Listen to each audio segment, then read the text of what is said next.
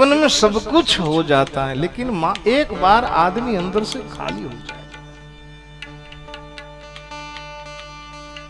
હું ઘણી વાર કહું કે નિર્મળ થવા માટે છે ને પહેલા ખાલી થઈ જવું પડે.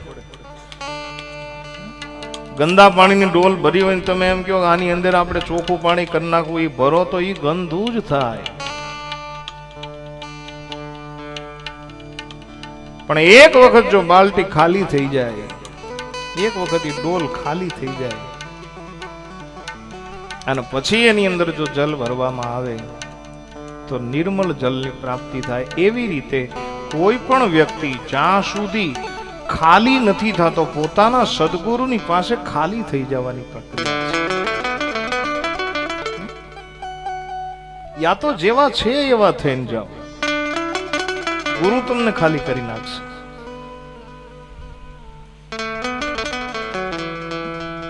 તમારા મગજની અંદર ક્યાંક, આત્માની અંદર ક્યાંક બે વસ્તુ નહીં હાલે. पहले खाली हो जाओ, खाली हो जाओगे तो भरोगे. एक वक्त खाली થઈ અને જો નિર્મળ થઈ જાઓ તો પાનભાઈ એમ કહી છે કે પછી બીબે પાડી દઉં બીજી વાત, ત્યાં સુધી નથી. સત્સંગ મેરે ભાઈ બહેન નિર્મલ બનાવે છે. આવી આવી કથાઓ આપણા આત્માઓને નિર્મળ બનાવે છે.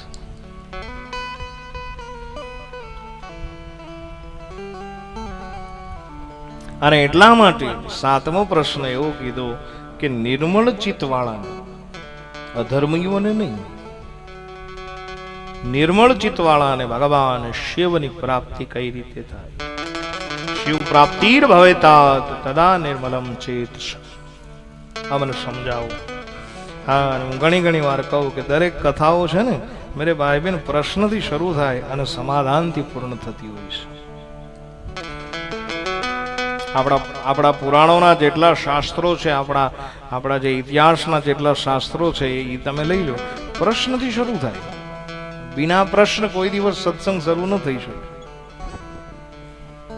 સત્સંગથી શરૂ થાય અને સમાધાનથી પૂર્ણ થાય. આનું નામ કથા. એક પ્રશ્નથી શરૂ થાય અને સમાધાનથી પૂર્ણ થાય, આનું નામ સત્સંગ. તમે શ્રીમદ ભાગવત કથા લઈ લો તો શૌનકાદી ઋષિ સૂતજીને પ્રશ્ન કરે છે. સૂતજીને એક પ્રશ્ન કર્યો, પ્રશ્નના જવાબમાં જે કઈ થઈ એ કથા. હજી તમને કહું, ભાગવતની અંદર મૈત્રેય અને વિદુરજીનો સંવાદ આવે છે ત્રીજા સ્કંદની અંદર. તો એમાં પણ એ છે, વિદુરજી એક પ્રશ્ન કર્યો કે માણસ સુખની ચાહ કરવા છતાં દુઃખ શા માટે પ્રાપ્ત થાય છે. અને આ પ્રશ્નના જવાબની અંદર જે કંઈક થઈ, મૈત્રેય ઋષિ જવાબ આપ્યો, એ આખું ભાગવત થયું. એ જ ભાગવતની અંદર પરીક્ષિત મહારાજને 7મે દિવસે તક્ષક કરડવાનો હતો, અને એ સત્તાનો ત્યાગ કરી ગંગા નદીના સુકતાલ પ્રદેશની અંદર ગંગા નદી વહે છે, અને ત્યાં જઈ અને ઋષિમુનિઓને પૂછ્યું. એવામાં સુખદેવજી મહારાજ આવ્યા અને સુખદેવજી મહારાજની આગળ એક પ્રશ્ન કર્યો, મહારાજ, હે ગુરુદેવ, મને સમજાવો કે જેનું અંત નજીક હોય એને શું કરવું. મને સમજાવો કે જેના મરણ નજીક હોય એને શું કરવું. અને પરીક્ષિત મહારાજે એક પ્રશ્ન કર્યો, અને જે પ્રશ્નનો જવાબ થયો એ આખું ભાગવત થયું. તરત જ સુખદેવજી મહારાજે કીધું કે જેનું મરણ અંત જેનો નજીક હોય એને પહેલા તો મૃત્યુનો ભય ન રાખવો. એટલે તરત બીજો પ્રશ્ન થયો કે ભય કઈ રીતે જાય. સુખદેવજી મહારાજ તરત જવાબ આપ્યો કે પરીક્ષિત સાંભળો, ભગવાનમાં ભાવ જાગે તો મૃત્યુનો ભય ભાગે. ભગવાનમાં ભાવ જાગવો જોઈએ. જો આપણે ભાવ જાગી જાય તો આપણા મૃત્યુનો ભય ભાગી જાય. બાકી આપણે કેટલા બીજ. હમણાં જ કોરોના હાલ્યો જાય, કોઈ ઘરની બહાર નીકળતું હું કામ, મરી ન જાય એટલે. બહુ શોર્ટ એન્ડ સ્વીટ.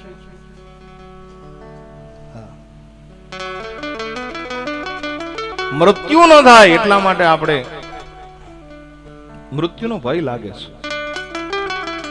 અને દરેકને સતાવે. 2000 નો ભૂકંપ આવ્યો ત્યારે હનુમાન ચાલીસા ગાવી નહોતી પડતી, સીધી અંદરથી નીકળતી.